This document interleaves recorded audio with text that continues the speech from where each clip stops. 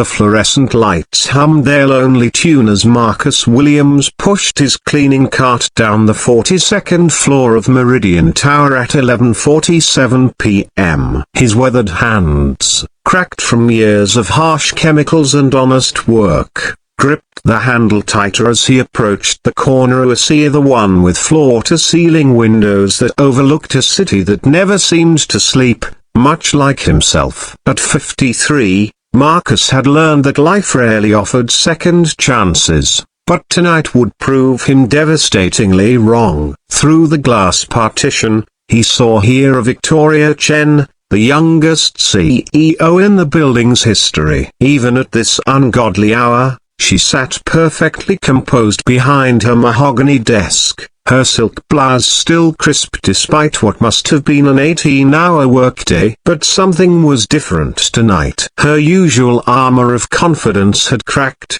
revealing something raw and vulnerable underneath. Marcus knocked softly on the glass door, a gesture born from years of respect for boundaries he'd never been invited to cross. Victoria looked up, her eyes red-rimmed and glassy, mascara threatening to betray the emotion she'd spent a lifetime learning to hide. "Come in," she said, her voice barely above a whisper. Marcus had cleaned this office for 3 years, exchanging polite nods and occasional pleasantries about the weather. He knew she took her coffee black, worked most weekends, and kept a photo of what looked like her parents tucked discreetly beside her computer monitor. But tonight, she looked at him as if seeing him for the first time. "I'm sorry, I can come back," Marcus began, already turning his cart around. "No, please stay." The desperation in her voice stopped him cold. Victoria Chen, the woman who commanded boardrooms and negotiated million-dollar deals with the composure of a chess master,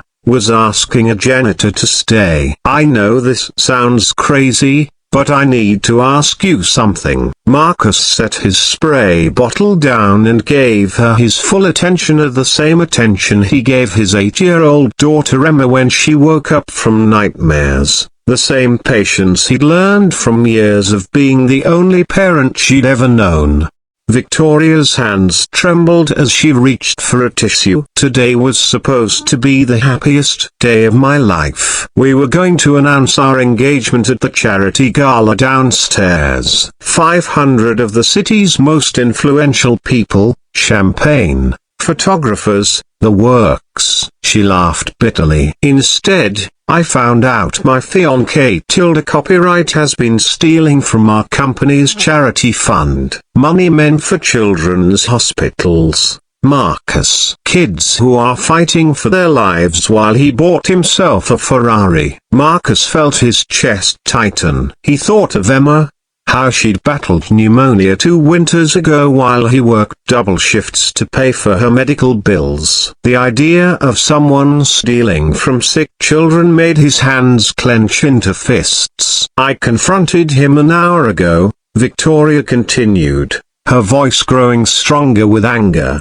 "Do you know what he said? He said I was naive, that everyone does it, that I was lucky he even wanted to marry someone so emotionally unavailable." She looked up at Marcus, tears finally spilling over. "Maybe he's right. Maybe I am unlovable." The words hung in the air like a challenge to everything Marcus believed about human decency. Here was a woman who'd built an empire, who employed thousands of people, who just discovered a betrayal that would destroy most people, and she was questioning her worth because of one man's cruelty.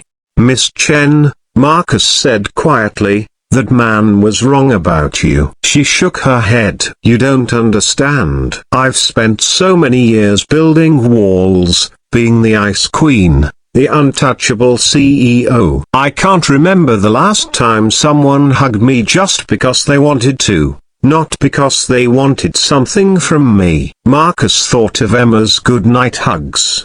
How she'd wrap her small arms around his neck and whisper "I love you, Daddy" every single night without fail. It was impossible to imagine a world where such simple affection was rare. Victoria looked directly at him, her composure completely shattered now. "This is going to sound insane, but I need to ask you something. Would you pretend to love me? Just for 10 minutes? I know it's pathetic, but I need to feel what it's like, even if it's not real." The request hit Marcus like a physical blow. Here was one of the most powerful women in the city, asking a janitor to pretend she was worthy of love. The sheer loneliness behind the request broke something in his chest. Marcus looked at this woman, no, really looked at her.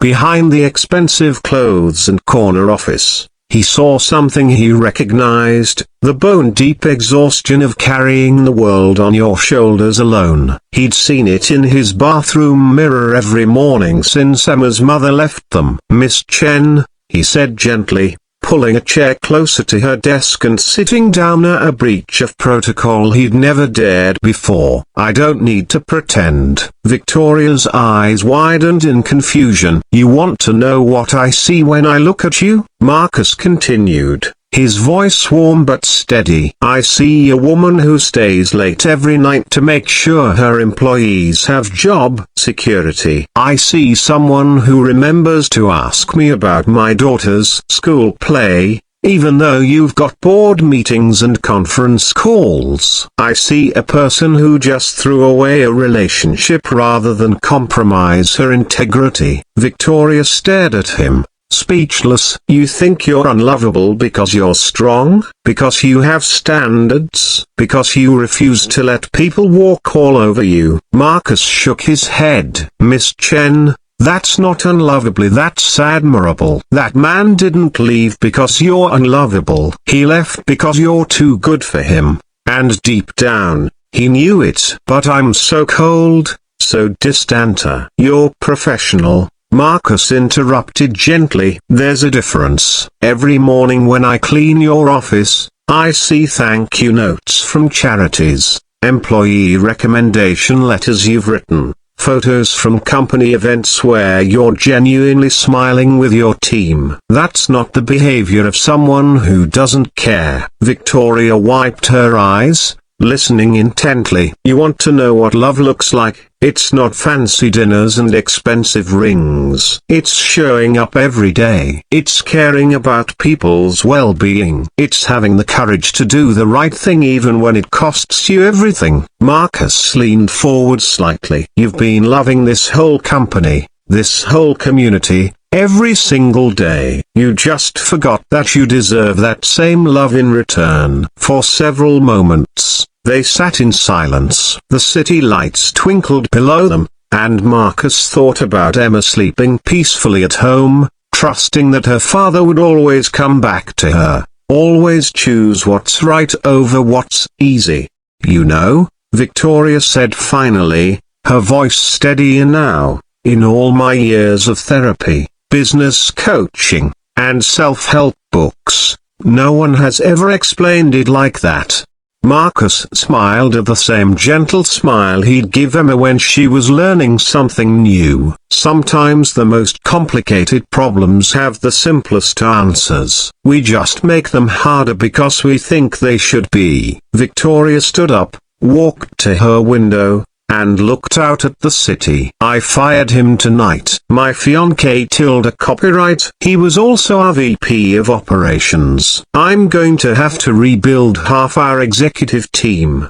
"Sounds like you're cleaning house," Marcus said. "Sometimes that's what it takes to build something better." She turned back to him, and for the first time since he'd known her, Victoria Chen looked genuinely at peace. "Marcus, can I ask you something? How do you do it? How do you stay so kind in a world that's often cruel?" Marcus thought of Emma again, of tucked-in bedtime stories and morning pancakes, of choosing love over bitterness every single day. "I have someone who needs me to be the best version of myself." When you love someone that much, being kind isn't hard, it's necessary. "Your daughter, Emma, she's 8. Marcus pulled out his wallet, showing Victoria a school photo of a gap-toothed girl with pigtails and eyes full of mischief. She thinks I'm a superhero because I can fix her broken toys and make her favorite grilled cheese. Keeps me humble and proud at the same time. Victoria smiled a real smile this time. She's beautiful. You're lucky. We're lucky,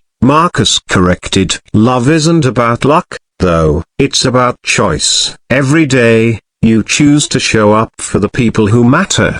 Sounds like you've been doing that all along, you just haven't been doing it for yourself. As Marcus packed up his cleaning supplies, Victoria walked over to her desk and wrote something on her personal stationery. She folded the paper and handed it to him. "Don't read this until you get home," she said. "And Marcus, thank you. You gave me something tonight that I didn't even know I needed." The next morning, Marcus opened the note at his kitchen table while Emma ate her cereal. Inside was a check for $50,000 and a brief message, "For Emma's college fund. You taught me that love isn't something you have to earn, it's something you recognize in yourself and others. You are loved, and you deserve to be. Thank you for reminding me that I am too."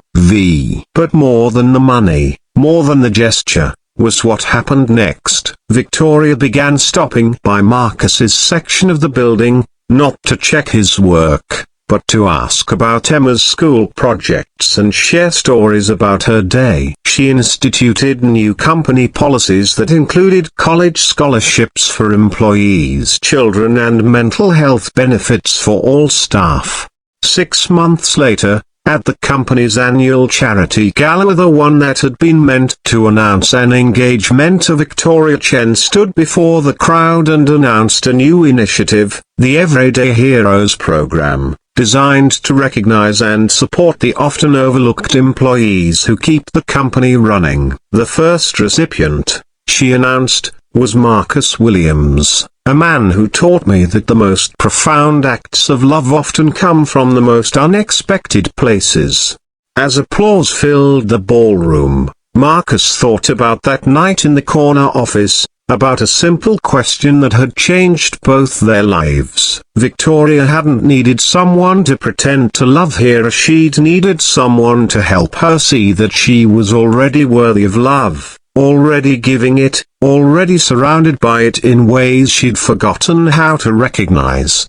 And sometimes, that's all any of us really need, someone to remind us that we are enough, just as we are. In the end, Victoria Chen did find love here, not the kind that comes with flowers and promises, but the kind that builds communities, changes lives, and reminds us all that humanity's greatest strength lies in our capacity to see and nurture the good in each other, even in the most unexpected moments.